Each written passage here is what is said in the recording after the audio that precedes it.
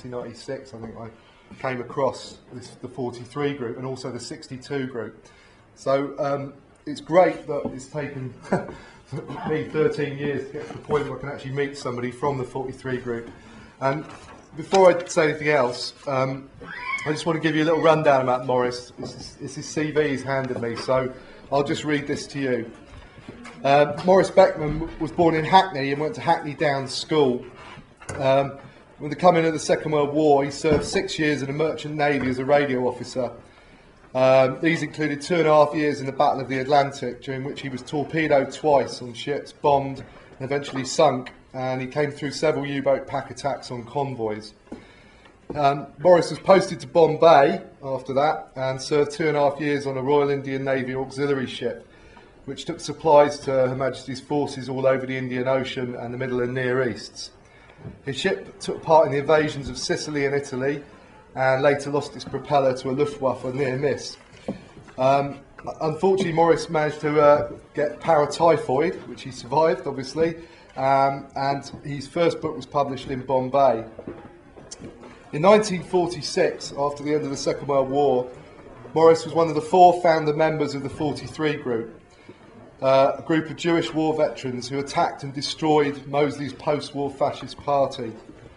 Maurice writes and talks full-time. When I spoke to Maurice last year at the book fair in London, I said, oh, it'd be really great if you came down to Bristol to do a talk. You know, this hidden history is really important, I think, and kind of opens up a different sort of idea about what happened after the war, which is very important, I think.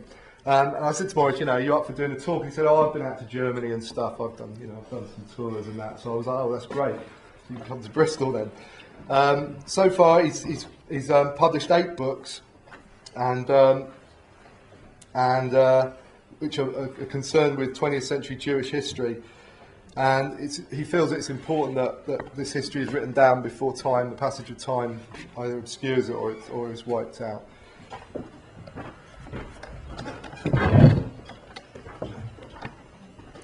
Well, can you hear me? Yeah. Oh, good. Well, thank you for coming. I always enjoy when I'm speaking about the 43 group, because the comradeship is still in existence. When we meet one another, it's wonderful. We reminisce about the old times. Anyway, I'll get down to basics. I was at sea for 6 years. I paid off in Avonmouth, caught the plane to Paddington, taxi took me to 141 Ammersfold, which was my family house. I hadn't seen my father and mother for about 2.5 years. They had 3 other sons away.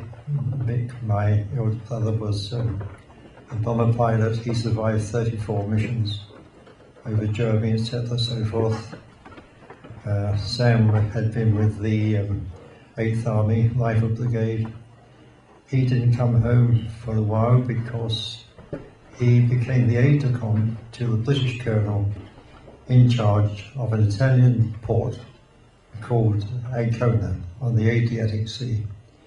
The colonel kept hold of him because Sam could speak excellent Italian, and that was that.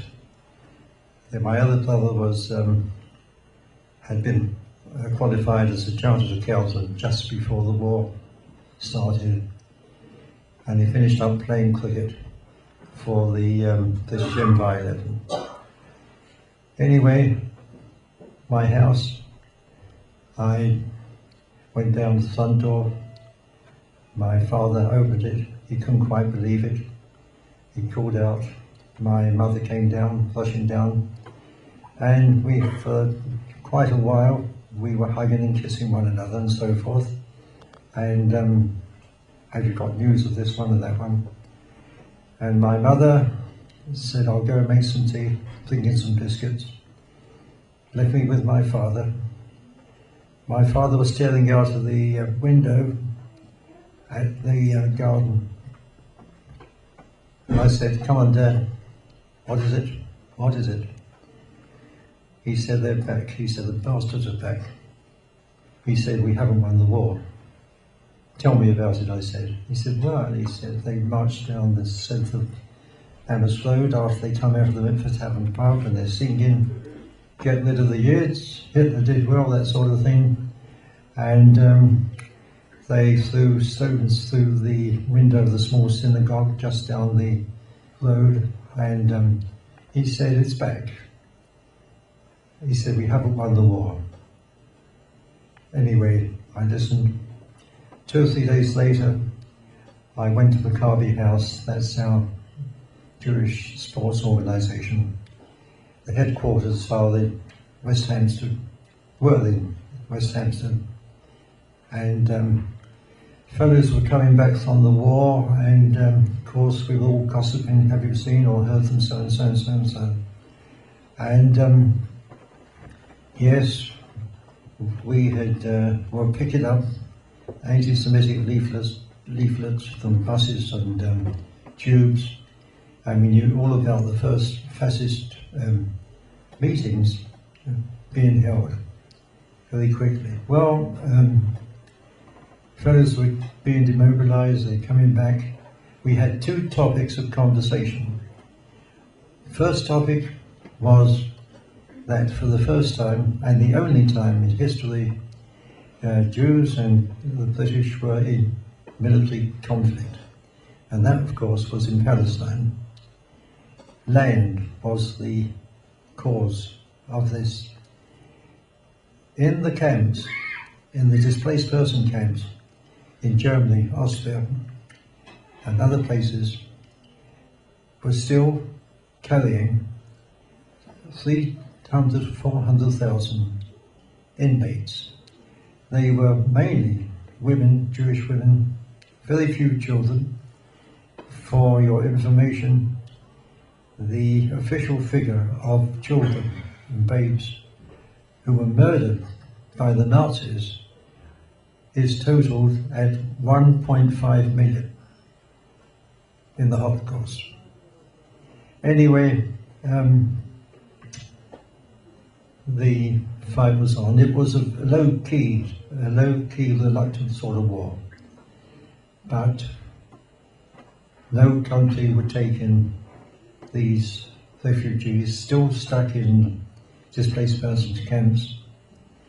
Not this country, not America, not Canada, and nowhere. They had nowhere to go. At that time, the British held the mandate and they ruled Palestine, and it was a very good mandate to have, what with the Suez Canal close by, oil being found here, there and everywhere. It was a very good piece of land to keep hold of. The French, of course, did have Lebanon and Syria, and they had to give them up to, as did every European state, like Belgium and Holland, who had these outreaching colonies. Anyway, I'll move on. That passed. The British passed. The British left Palestine lock, stock and barrel in May 1948. The next day, 5 Arab states marched in to annihilate the remaining Jewish population in Palestine.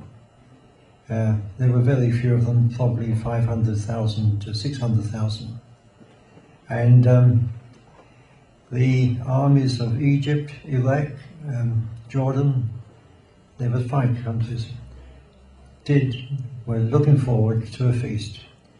And as they were chanting, you will see another Holocaust, worse than the other, the mother of all Holocaust. That was taking place.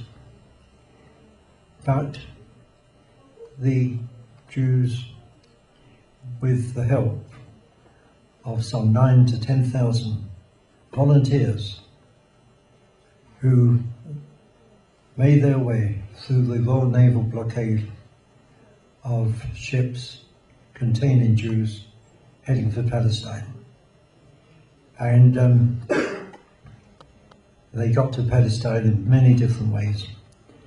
900 volunteers from this country reached Palestine.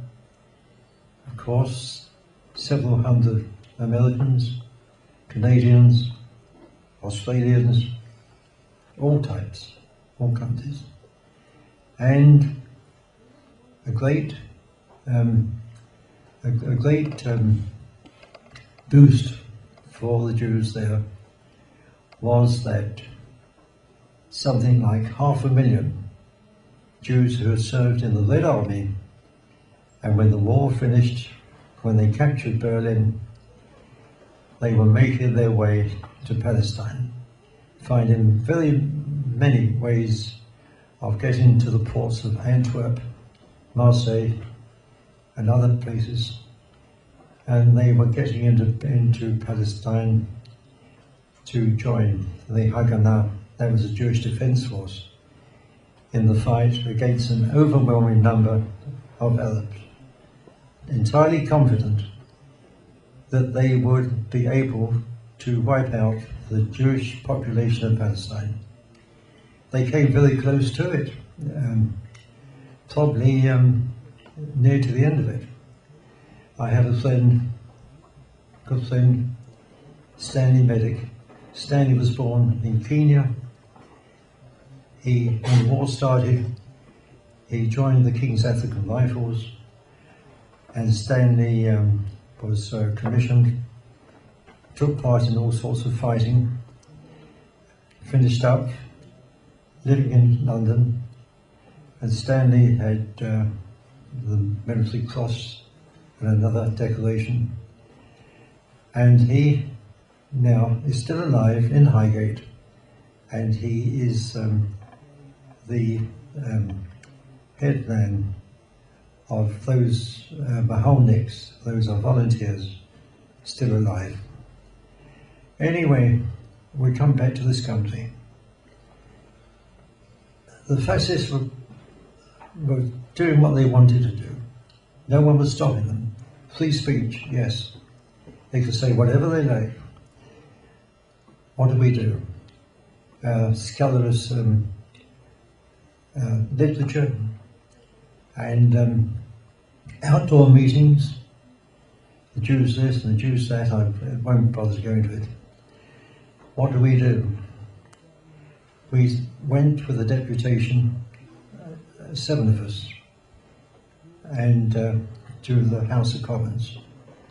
And we actually had meetings, all received by Philip Neal Baker, Ian Mercado, Woodrow Wyatt, and 3 or 4 others, and Harry Hind, he was one. And they received us very, very well. They asked questions in Parliament why Tutor Eade, who was the Home Secretary, and also in his own way not very fond of the Jews, that he wouldn't do a thing. He would not ban the post-war fascist movement. And virtually the entire British press, all the papers, were demanding that the government, the Labour government, took action and banned and prohibited the black shirts, the new black shirts. There were at that time, post-war, only 2 countries in the whole of Europe after that war who had organized fascist organizations. One was this country, the other one, of course, was Spain, with General Franco. Anyway, nothing happened. We went to see our Board of Deputies, Jewish Defence Committee. They were elderly, academics, and legal gentlemen. We said, you've got to do something about this. And they said, don't worry, boys, don't worry, don't be impulsive, don't do anything silly, we don't have any more troubles. They said, we're having lunch with this MP and that MP next week, discussing the whole situation. And we're sending out memos to them. And we said virtually, well, we'll tell you one thing.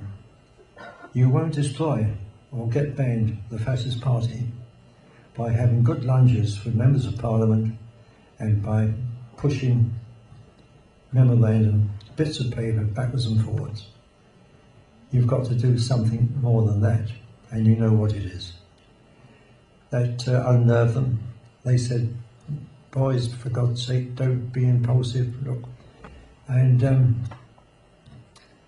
well, we just left them. After that, after we got going, they did keep contact with us, asking us not to do this and not to do that. We were very polite to them, but we took no notice of them. And that was that. Anyway, came one Thursday in February.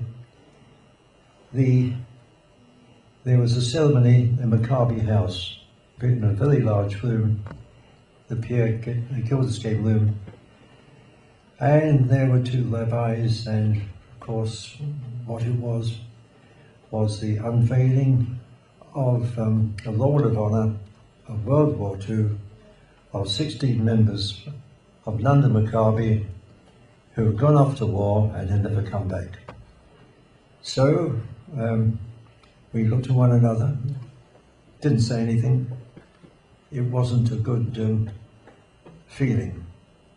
And the following Sunday, 4 of us decided that we were sick of eggs and chips in the canteen, and we would go up to Jack Straw's Castle. Jack Straw's Castle was a wonderful old public house right on the top of Hampstead Heath in London. And we went up there, we got close. There was a meeting. It had a Union Jack at the top of the mast, and that mast is still there. And on the platform Jeffrey Ham was speaking.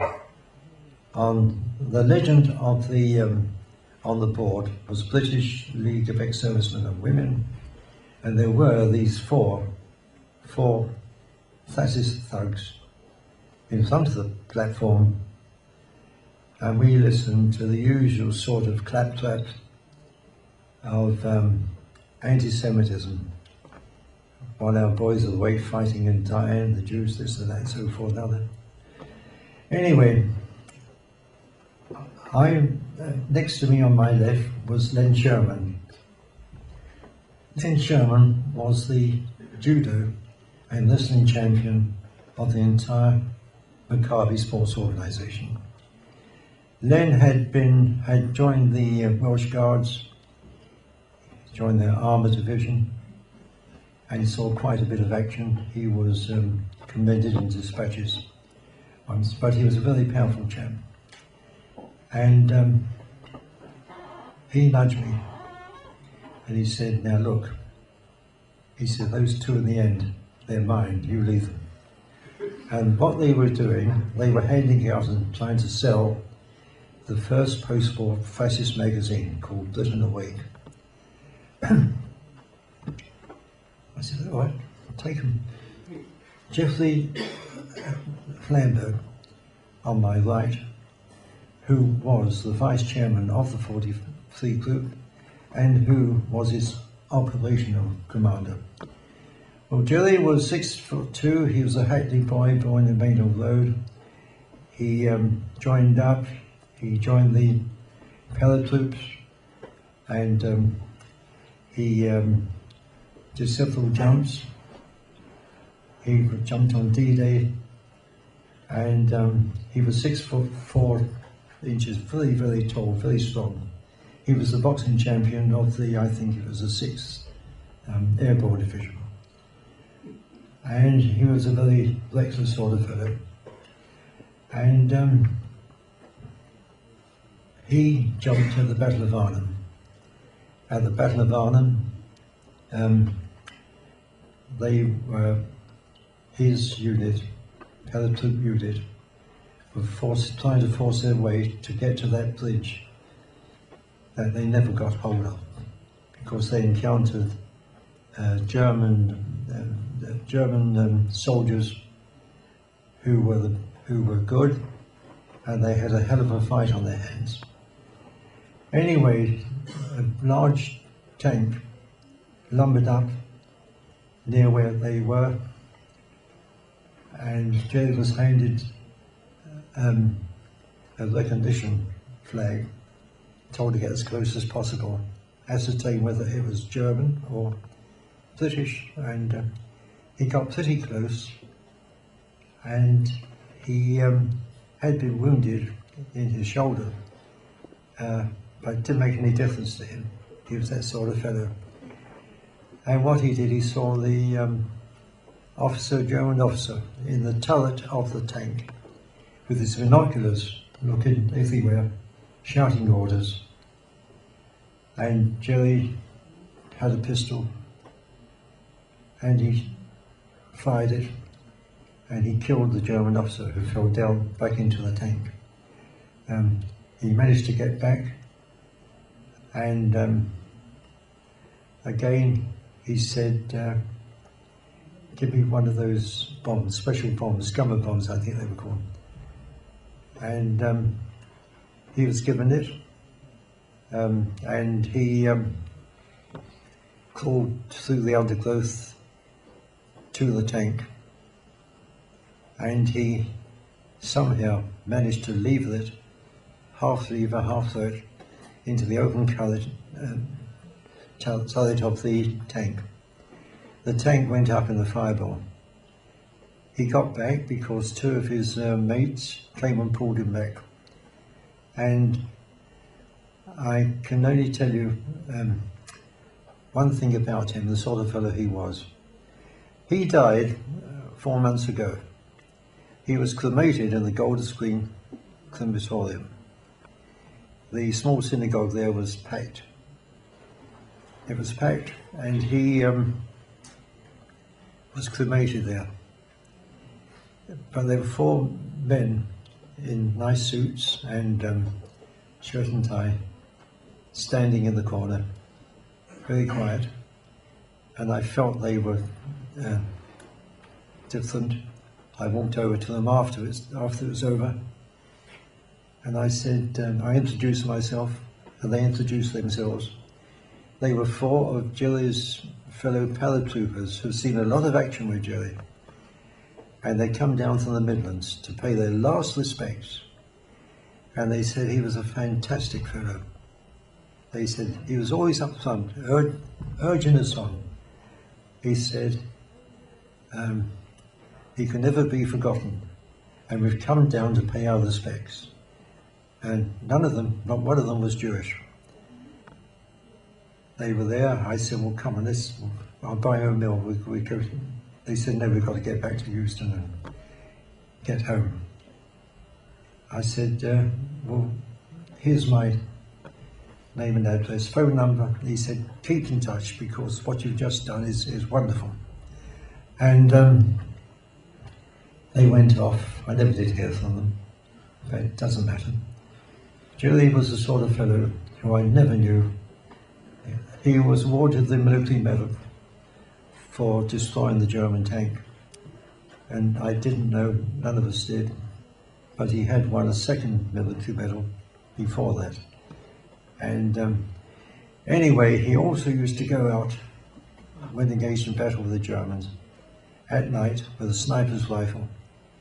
He was a marksman, classified, and what he'd do, he'd go out, find a tumble down house or a peculiar tree, find cover, and he would snipe at the Germans from behind their lines.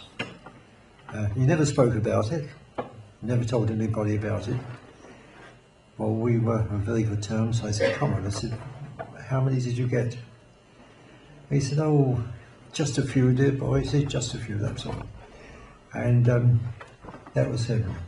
Later on, as a prisoner of war, he met Colonel Dunhill of the Dunhill family, who produced pipes and tobacco, all that sort of thing.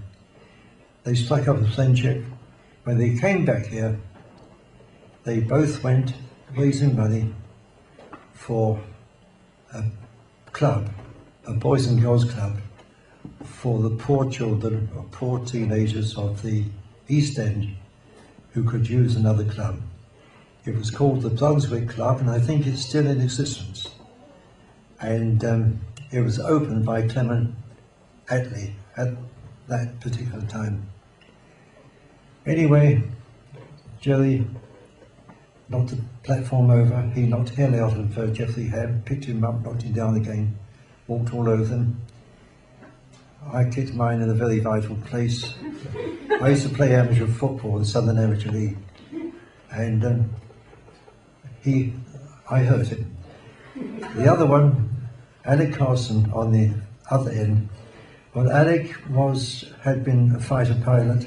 He'd flown Hurricanes in the Battle of Britain. Very quiet chap, and he got halfway down to his target, but the fellow ran, disappeared into the bushes and on Hampstead Heath, and that was that. Anyway, we went back to Maccabi House. We told them what happened, and it was like lighting a firework. Everybody was enthusiastic. Well, that's it. That's the answer. No one's going to stop the bastard. We'll do it ourselves.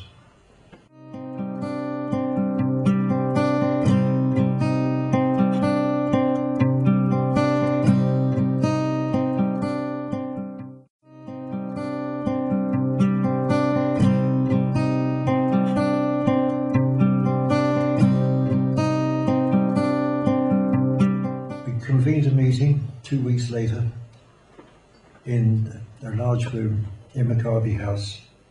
At that meeting, 38 ex-servicemen and 5 ex-service women turned up. The women had been in the Lens and the wives and that sort of thing. And it was a very, very good meeting. Unusual for the Jewish meeting. We were silent. We listened to what others had to say. But the caliber was very, very high. Sitting next to me was Tommy Gould. Tommy Gould had been in the submarine service. He had been awarded the Victoria Cross for risking his life for several hours by saving the submarine he was on. And he got a full page in the Daily Telegraph, in the obituary column, when he died. And he was a very quiet chap. But Tommy was there. He says, well, we can do it. Others were there. We decided that what we were going to do was we were going to launch an attack on Mosley's post-war fascist party. It was going to be an all-out, no quarter organisation, and our object was to expose the post-war fascists and then to destroy them. The latter is the more important, and destroy them, of course, we did. It was done by various ways. Jerry Flamberg organised all our actions, and by September 1946 we had nearly 1,000 war veterans who had joined us. The organisation was very strict. Discipline was very strict. And I'll give you details of the sort of organisation we were. First of all, 80 of our members could provide services. They covered every trade and everything. We had doctors and journalists and all printers, all types. They could cover every eventuality that we could use. And they pledged that if they joined the group and they were called out because they were needed, they would have to go. And overall, as I remember, virtually all of them did, especially the doctors. Anyway, we had these trades.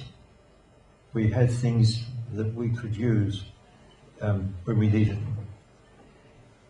That was that. We had infiltrated every fascist party or branch, and we were getting news back as to what they were going to do, where they were going to do it. But the hammer that destroyed the fascists was we had 600 or 700 all the time of what we called our commandos. They had served in elite units. They had parachuted behind the German lines, they'd been in the guards regiments, they'd been paratroopers, they'd been all sorts of things like that. And the way it was organized was that they were divided, parted into quite a number of commando units, anywhere between 20 and 30. They got to know each other, they got to support each other, and they were always on tap. With that in progress, we had no difficulty in closing down every fascist meeting that we did attack after that. We had a lot of help, a lot of assistance. Then the boxing and wrestling clubs of London's East End would always give us any training. A lot of Jewish boxers there, as there are black boxers now, and I was up against. I went in. Jack Heath, the Manor House, he said, "Come on, 43 groups." He said, "Take your jacket off." I took it off, and he went like that. He said, "Hit me." I said, "No fear." He said, "Come on, hit me." I said, "No." "Will you hit me back?"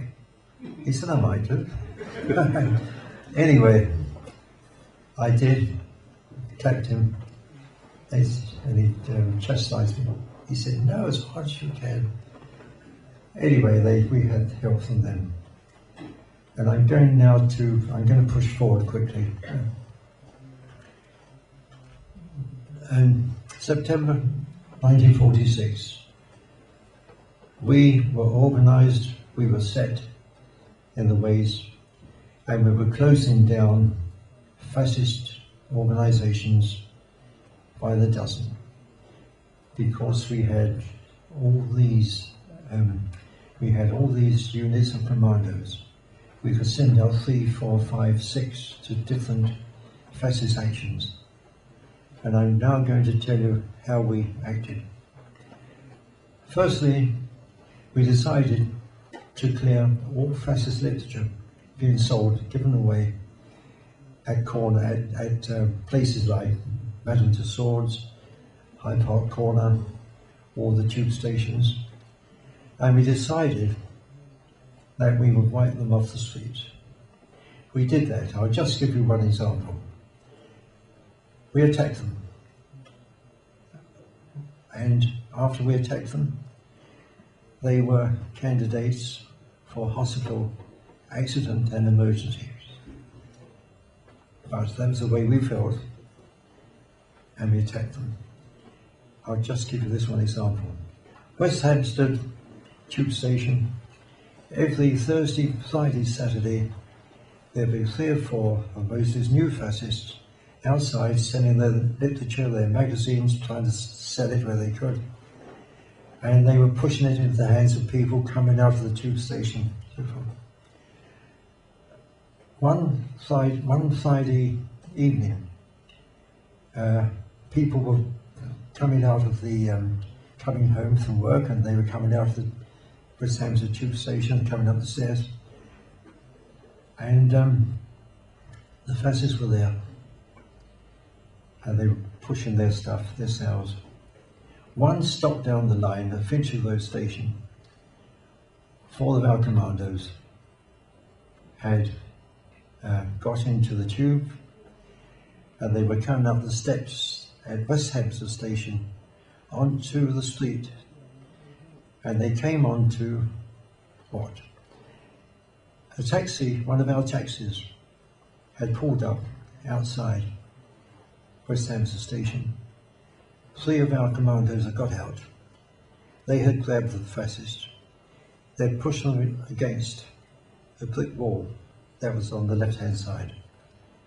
And we came up from behind them, and they found themselves in a very, very unpleasant sandwich. We said, fill the sacks. We always carried sacks to take their literature, anything they had. They did. They took it. I wasn't on that. And when they had the sacks taking all the literature, they pushed them against the brick wall, and they hit them. They hit them very hard in the face, and they said, if we see you out at another fascist meeting, it's going to be worse. On the whole, they started quitting Mosley's organisations, and we took 6 months, but there wasn't a magazine or a piece of literature being sold on street corners. The outdoor meetings were the things that we did attack, because there were so many of them, and they were vile, and we attacked them ceaselessly. We glared at them. We never walked towards them. And we did encounter difficulties that we got over. We were joined by a fellow called Jeff Bernard. Jeff Bernard was, his father had made the first movies in this country, the first talkies. Jeff was going to go into the film business. During the war, he was in the army photographic section, and he joined us, Nathan. He was excellent. He was very tall, wore horn glasses, and he would stay no nonsense. Anyway,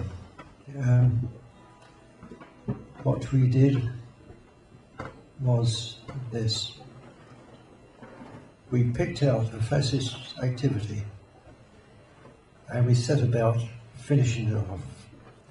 We closed down their bookshops, and we were aiming to do one thing.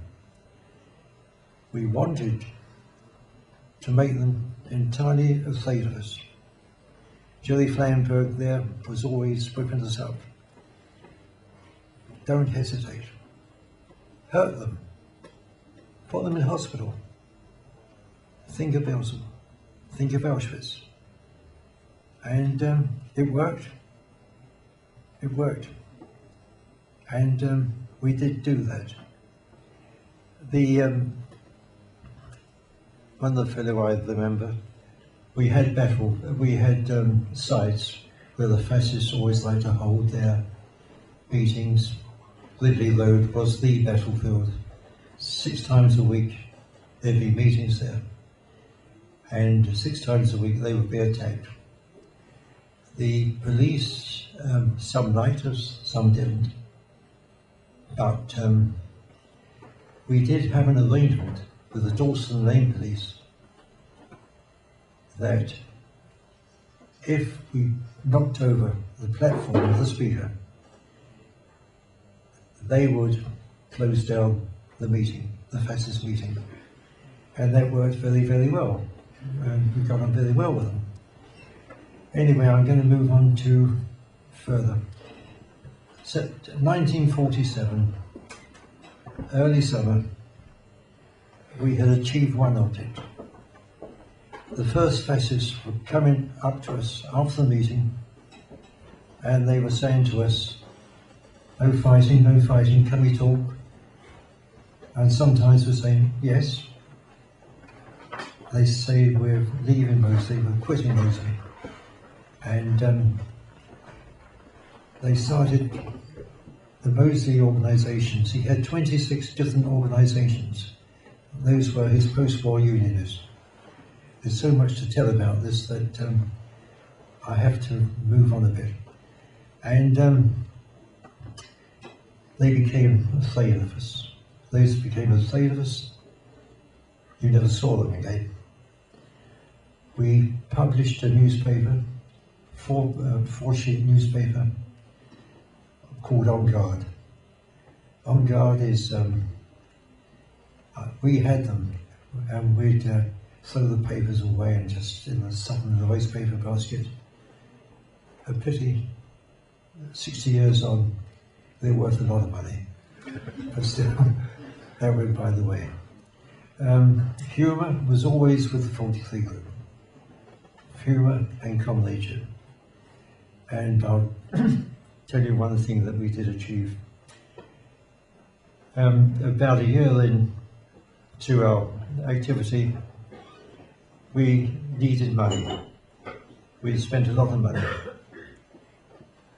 And 20 of our members were cabbies, black cabbies, and they were our eyes and their ears, and they were wonderful. But we needed money. Jeff said at a committee meeting, I was there, 12 of us were there. He said, I booked a suite, a dining suite at the King David Hotel. And we all said, for God's sake, why? He said, I know what I'm doing. He said, I've invited the top 19 of our wealthy Jews, he said, to a dinner of the 40th. We would treat them, we the 43 group would welcome them coming, and they would have dinner with us.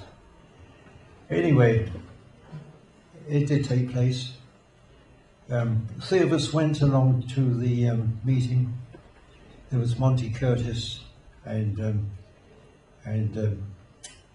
Martin, I forget his name now. Anyway, we went to the King David Suite that night. Wonderful menu. We had a small table to ourselves in the corner, and we could watch proceedings.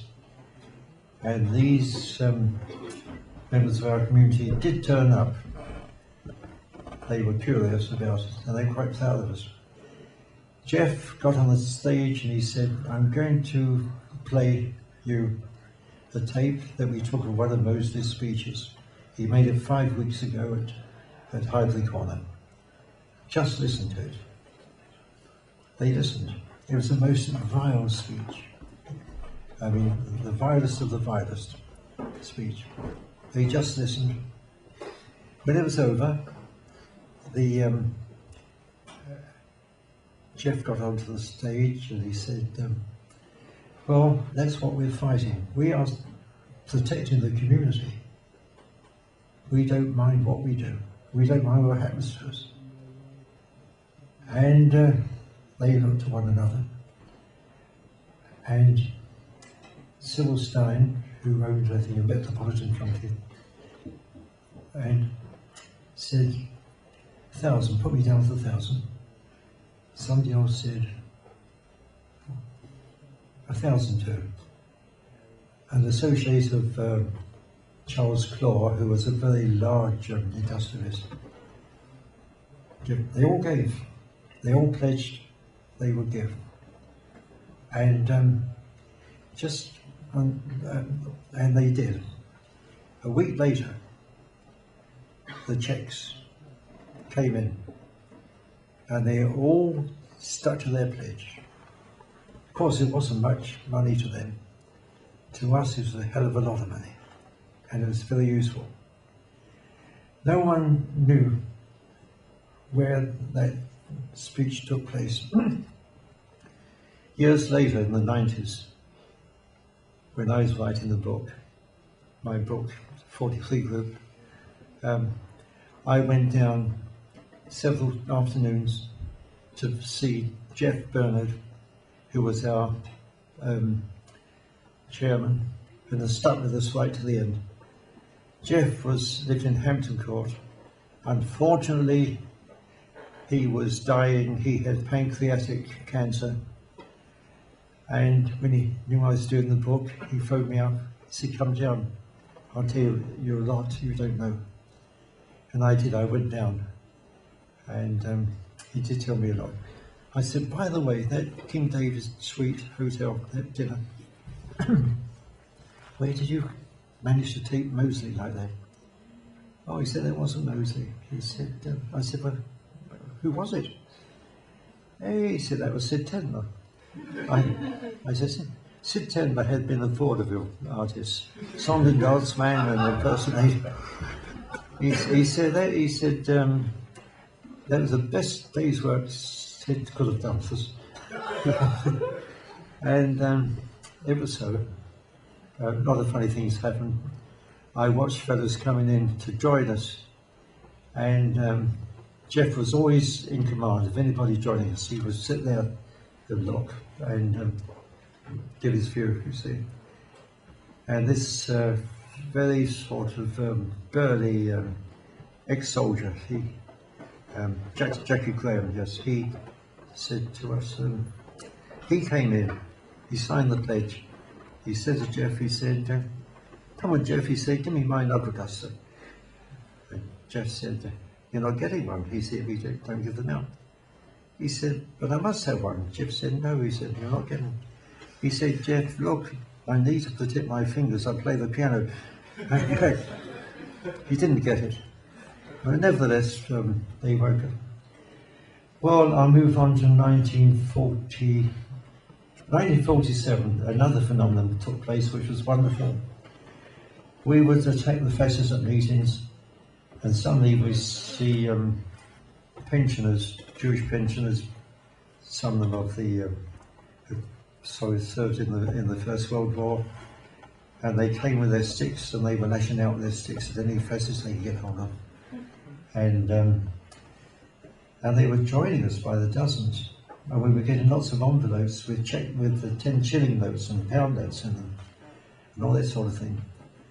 And from the Jewish defence, we were always polite to them, but we didn't want to form a social club, and we didn't want to form any other club. And that was that.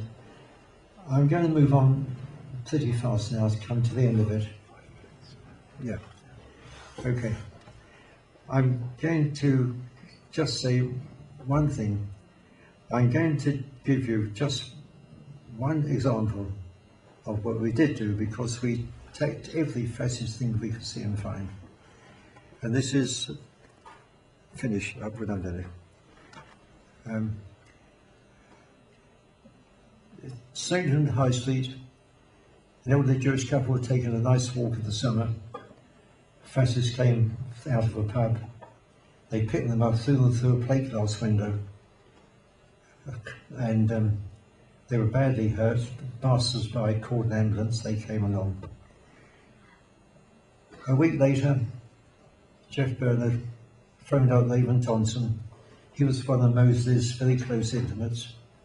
He said, "Now look, Laban," he said, "this must not happen again."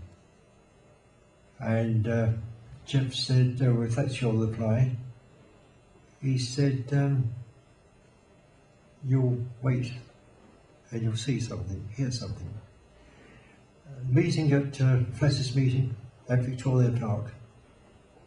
When it finished, 4 of our commandos picked out 4 fascists walking away from the meeting down Mare Street past the Hackney Town Hall. They were followed by, each pair was followed by a pair of our commandos, hand-picked, very, very tough fellows. And when they passed the Hackney Town Hall on the left, shops on the right, they walked over, sped up to these 4, and they threw them through shop windows. They're still there, shops at the bottom of Mare Street, where you come onto Hackney Station. Anyway, they went through the window. 2 of them crawled out. They were picked up and slung back in again. Jeff was on the phone straight away to Laven Thompson. He said, Laven, he said, now you've heard about that. He said, we're picking you out. And he said, we're picking you out, and you're going to be the first that's going to go through a window. He says, we know where you live, we know where you work, we know your movements, and you're going through a plate glass window. And Laven said, well, it won't happen again. And Jeff said, well, you better be sure. And it never happened again. And that stopped them. And by 1950, they were reduced now to the odd, very small meeting in an obscure place. Mostly it has gone off into exile, to Dublin first, then to France. And we did what we set out to do. We destroyed Moses' attempt to rebuild his pre-war British Union of Fascist movement. And that's it.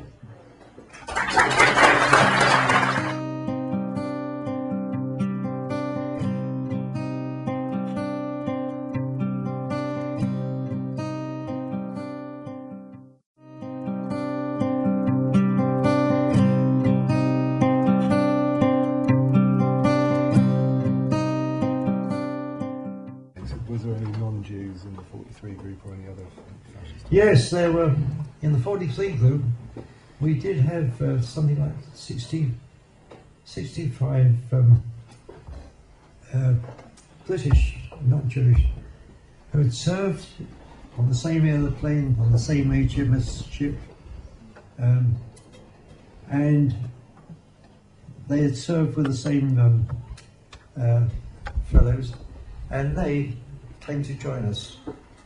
There were about 60 to 65 of them, and so they joined their shipmate, and they joined their sort of, they flew in the same aeroplanes and all that sort of thing. Yes, there were also about 40 to 50 continental Jews whose families had been lost in the gas chambers, I suppose, and the ovens. They sometimes had to be held back. They wanted to participate in every attack and every fascist. They had to be held back because we could have had fatalities. Well, that, of course, had to be stopped, and they couldn't understand, but they weren't used for special actions, and they never let us down. And yes, we did have that infusion of fellows who served with our fellows in the different in army units or flown in the same planes and so forth. And that was it. We had to turn away a lot of people who wanted to join us, incidentally. we were very fussy about who joined us. And one thing that was strictly taboo was that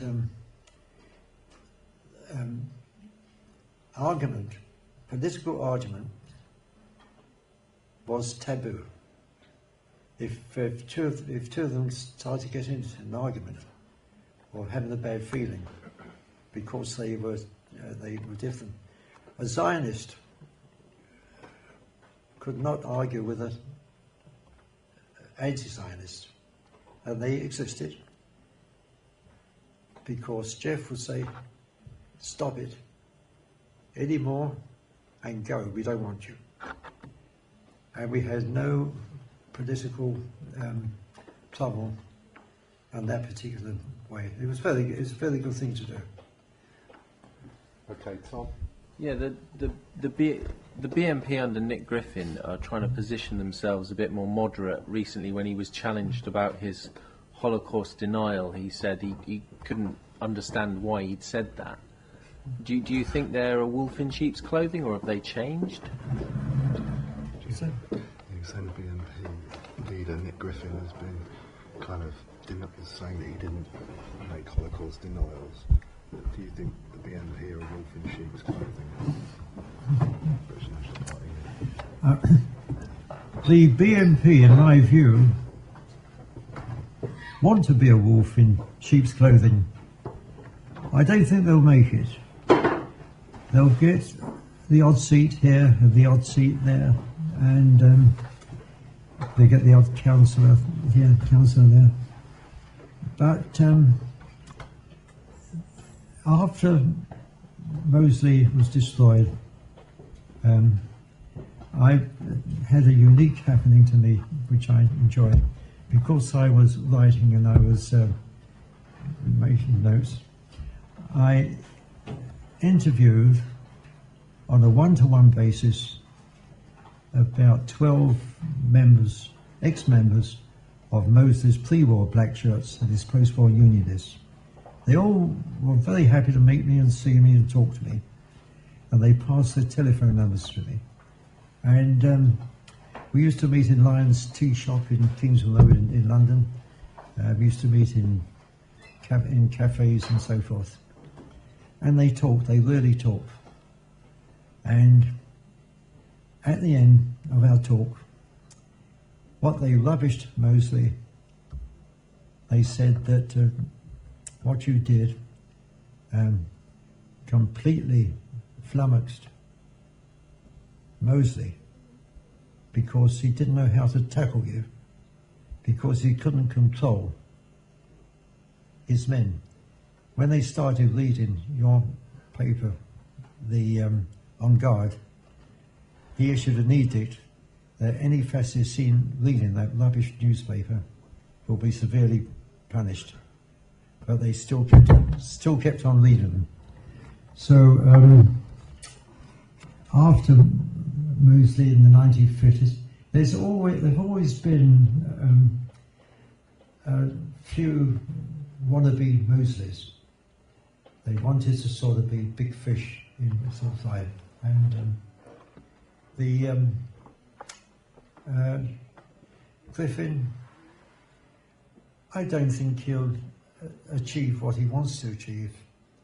He'd probably get the odd seat or so, and that's it. Right at the back. Just from Bristol UAF. I was just wondering, as we're in Bristol today, was this something that was purely based in London, or did it extend right across the country? No, when we started the 43 group,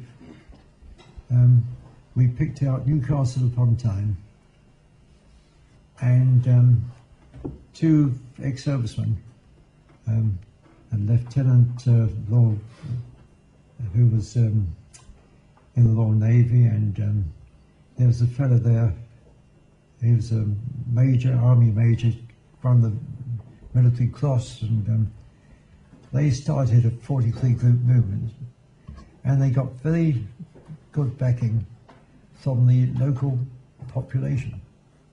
And there were placards like "Geordies don't want fascists," and we did the same in Derby. The funniest one that we did do was the one in South Wales. And that was our dear Len Sherman again. Len was in the Welsh Guards and he's in their army division. And Len got on very well with the Welshmen. And we learned that Mosley was going to go down to Newport in South Wales one Sunday, 500, 600, and have a large meeting and gain recruits from the Welsh.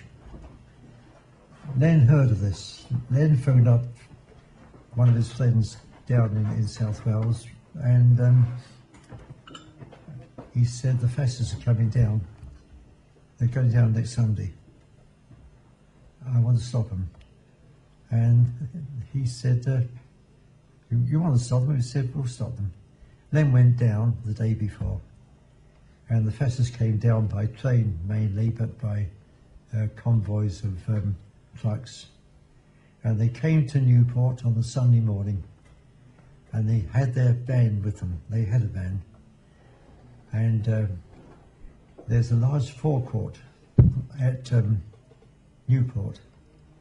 And anyway, they started setting up their band, lining up for the march through Newport to where they made their speech. And suddenly, the perimeter of the forecourt was filling up with very tough-looking Welsh miners and rugby players, God knows what. And Len was with them, and Len was with his friend from the Guards, and Len said, what are you going to do now? He said, you lead a charge? He said, I'll lead it, he said. He said, no, you won't have to do that then. Anyway, he and Len walked up to the fascist in charge of that. And he said to the fascist, he said, look, the Welshman did. He said, make up your mind. Do you want to go back to London upright or horizontal? He said, but you're not getting out of this place. And they looked, and there's shouts coming from the perimeter. What are we waiting for? And they chose to go back to London vertically, on their feet. Right, sorry, I'm getting lost here, but there was a question over there earlier on. Somebody? No? Right here, sorry, yeah. I wanted to ask about your intelligence. You mentioned it earlier. My mum had an aunt who was called Doris the Spy. I think you knew her as Doris Kay, but her name was Doris Kaminsky. I was wondering if you could tell me anything about her. Yes. That was unique. If you could read the book, you'd read all about them. Doris was in the ATS. I think she was the sergeant in the ATS. She joined the group. We had about 100 odd ladies from the services who were the cement that fixed everything together. The commandos and anything that was happening. They were very, very good. They made us function very smoothly. Well, she had a boyfriend. He was Irish. He'd had a good war. James Cotter was his name. And they were lovers, I suppose. She joined, and he said, if you're joining, he said, I want to join as well. I'll be with you. Anyway, Jeff saw them, and he said, now listen. He said, you can be useful. You don't have to go out on any action. But what I want you to do is to train yourself to become spies for the group in the organizations that we would want you to. Now, they had 4 chapters of what it was like being inside these fascist organizations, always very wary of getting caught. Knowing what Doris was often very nervous. She was always consoled by James Cotter. And later on, when it was all over, they performed very, very well. They passed us a tremendous amount of information. After it was all over, they decided to emigrate to Canada. And they settled near Niagara Falls. And Jeff suggested that we gave them some money so when they got over there, they could start a life. And no one dissented. We all said yes, fair enough. And they did go to Canada. They settled there. They had 2 daughters, and that's about what I know. So I was always told they had to escape to Canada. I think that might be family legend. It makes it more exciting. Okay, that's wicked. And so I was going to have Johnny over there, I think. All right, John. Yeah. All right. Yeah, I was. Thank you very much. It's very, very good. Well impressed. I was also impressed with the revolutionary tax you imposed on Comrade Clore. I wouldn't have thought he would have paid that. Very impressed by the tax you put on the Comrade Clore. Prove the text. Well, when they set up the Mother's League, the dinner, when they got the money, he said he was impressed by that, getting the money from the organisation. Yeah. No, actually, Jeff was the annoying sort of fellow who, whatever he did and wanted to do, he would do, and it would turn out right. I've always had the feeling that Jeff knew that some of them would give, but it was very, very useful, and So he was as good as yourself. pardon? He was as good as yourself. Oh, he was better than me. Yeah, he was better than me. Right, sorry. No, we respected him very much, and respect is a very important thing. Certainly is. Yeah. Okay, the geezer, go at the back. Okay, in the context of the 1930s, I can sort of, in a way, understand how people might be attracted to fascism. But after World War II, I find it really strange that people were attracted to fascism again just after Nazi Germany was destroyed. Could you explain to us what these fascists actually fought and why they'd rejoined the movement right after World War II, where fascism has just been destroyed?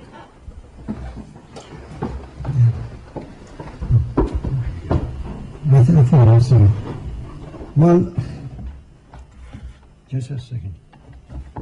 What he's saying is Why do people rejoin fascist organisations? yeah, okay, fine. Well, I did have one-to-ones after the fascists were knocked out with fascists. Some of them were Moses black shirts. One of them, he called himself Jim, and I met him in the Angel tea house at the Angel in London, in Islington. And we talked. He'd been in the army, he'd come out, and he talked quite a lot. and he confirmed what I'd heard, that at the time of Dunkirk, when the Royal Navy and the Merchant Navy and the shipping fleet were going across to Dunkirk to save as many British soldiers and French soldiers as they could and bring them back to this country. Well, I learnt from him and others that at the time of Dunkirk, when this country was standing alone, fighting the Axis powers, Italy and Germany, alone, the ex-fascists were among themselves cock-a-hoop, because they were thinking, like a lot of people did do, that the Germans would now invade this country, and the Germans' intentions were to invade the three southeastern counties, Kent, Surrey and Sussex. They could have conquered this country, but these ex-fascists, ex-black shirts, were gloating among themselves that when the Germans came over to this country, they would win the war against England, and they would, with their air force and their ships, they would could well conquer this country. And they were gloating because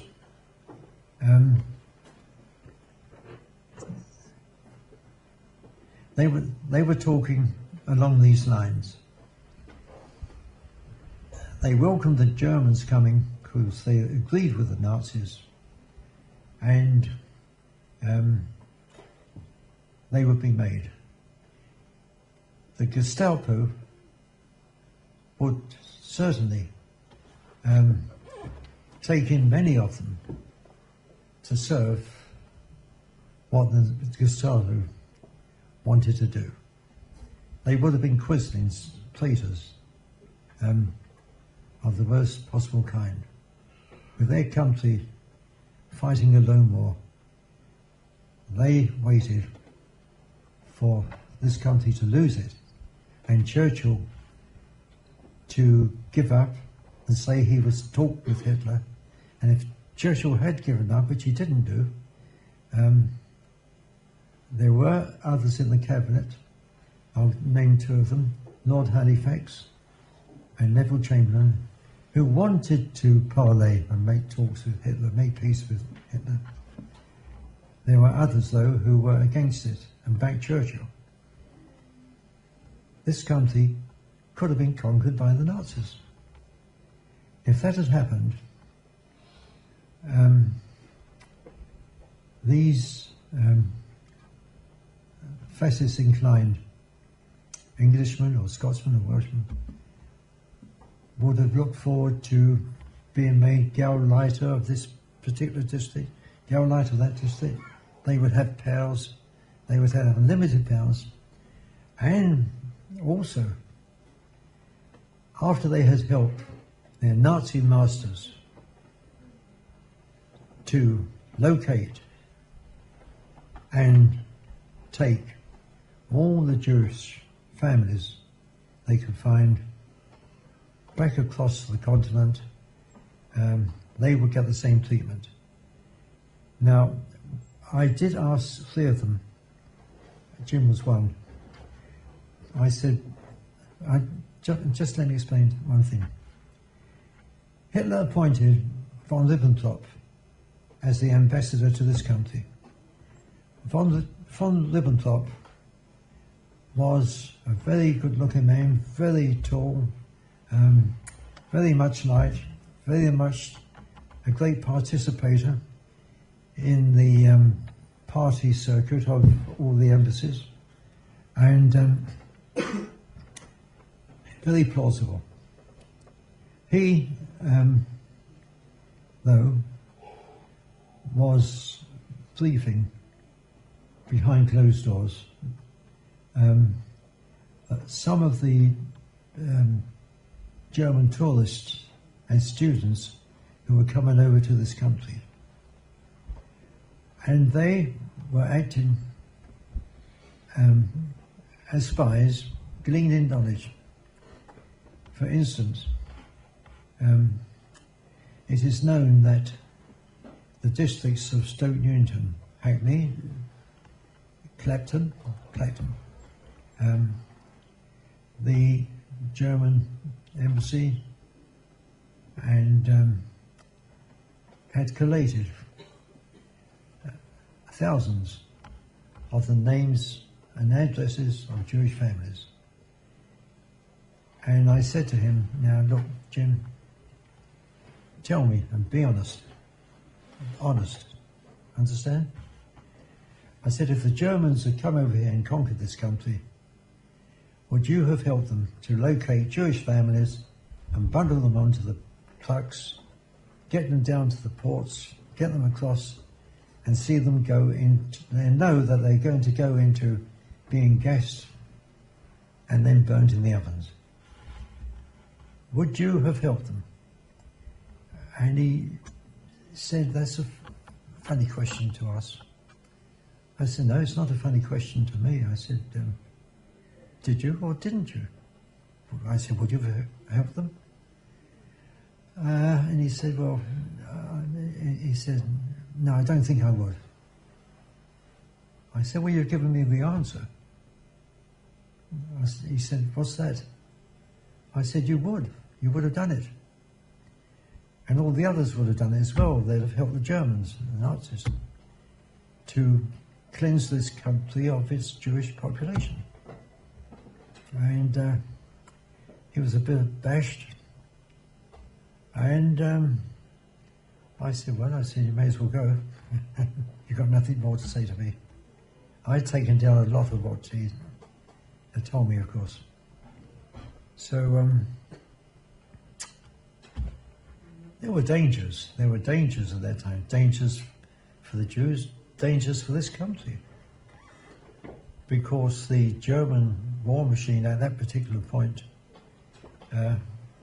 was a very, very invincible.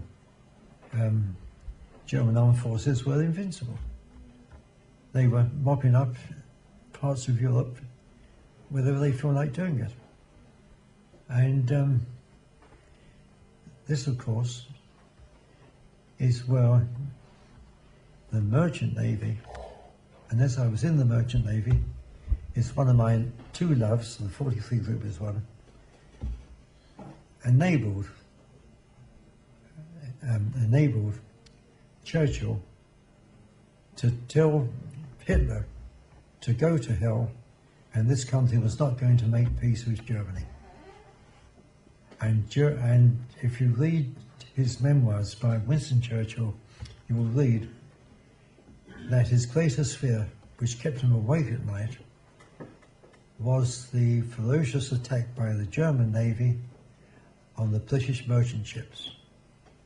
He wondered if there would be sufficient left to keep bringing into this country what they needed to fight a war.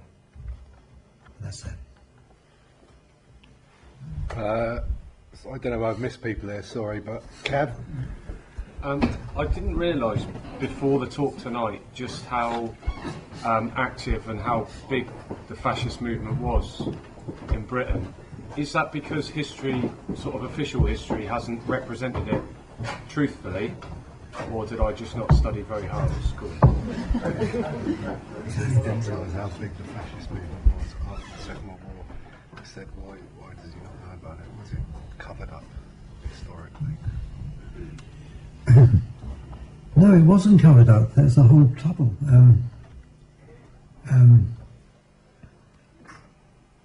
Mosley just came out. He was released earlier than should have been released.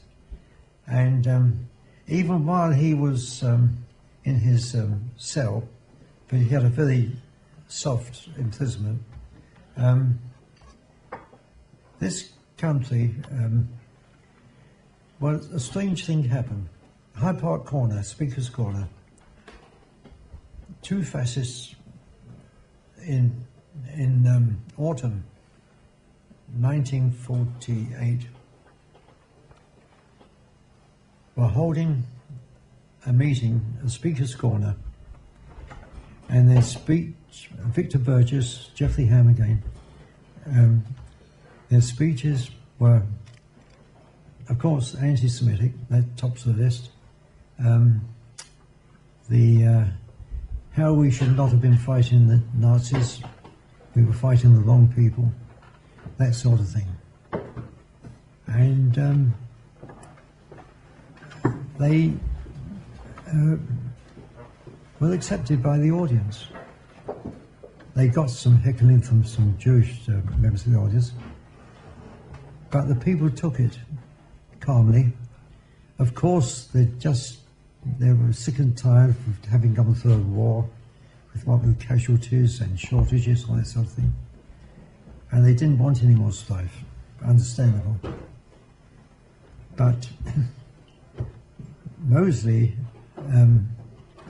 even while he was in prison, was in correspondence with people out of prison. And that did include the fascists, pre-war and post-war. And well, he got away with it. After all, well, another incident. I had a cousin, Harry Rose, and he was in the army. He was in Burma, and he was dropped with the Chindits in a unit that parachuted behind the Japanese lines, and they had to sort of make themselves as uncomfortable to the Japanese and so forth. And that was a very dangerous and hard job. When Harry got out, he and others managed to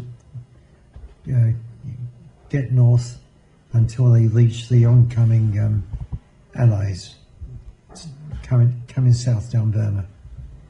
So he's had a fairly hard war, and I went with him, and walking down Edgware Road, and there was a fascist meeting, and we listened. We heard the usual, and Harry went up to a policeman nearby. There were only two policemen there, and he said, "Hey, why don't you arrest him?" And the police said, as he would do, "This is a country of free speech." And Harry was in his uniform. He had his bush hat, so forth. And he said, "What are you talking about?" And he said, He said, "If you don't stop him, I'll stop him." He said, "I wouldn't advise you to do that, sir." He said, "Look at my bloody uniform. What do you see?" And the policeman turned and walked away. So I held him. I said, "Stay here. Don't move. Don't get yourself into trouble. It's not worth it." Anyway, we walked away, and that was it.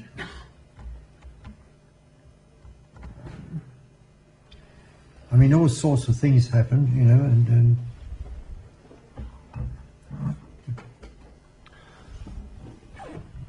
Yep.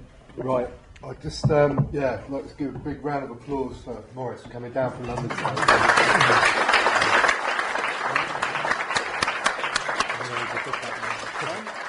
Right.